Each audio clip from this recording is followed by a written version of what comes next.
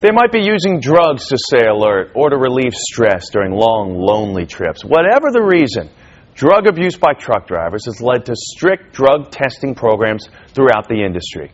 But a Fox Chicago investigation suggests many companies and their drivers have yet to get the message. Our Larry Yellen has our story.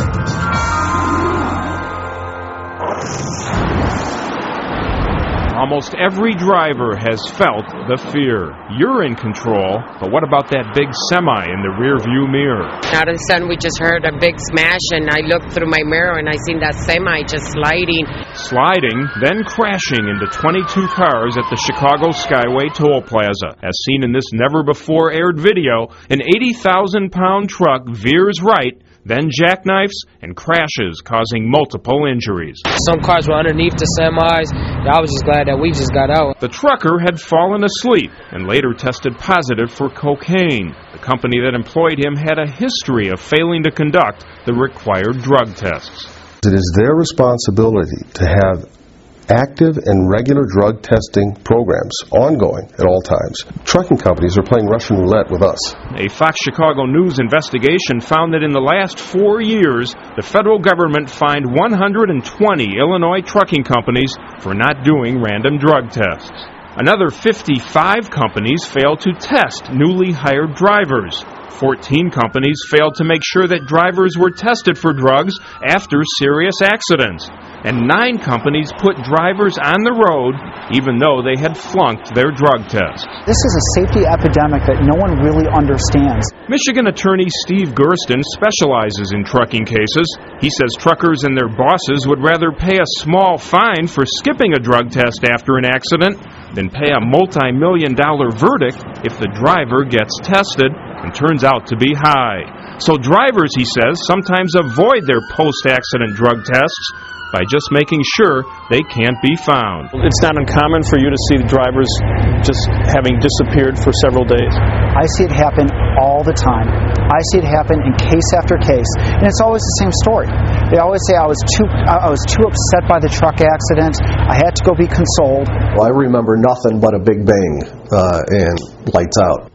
Rich Donovan, an IDOT Minuteman, suffered severe leg and chest injuries when a poultry delivery truck swerved onto the shoulder of the Dan Ryan. Donovan was helping a motorist change a flat tire. There's a lot of things that I just can't do that I used to do, and I'm 44 years old. The trucker testified that he had no idea he was supposed to submit to a drug test after the accident, which occurred on a Saturday afternoon. And so, he was back on the road on Monday. Yes. Working for another company.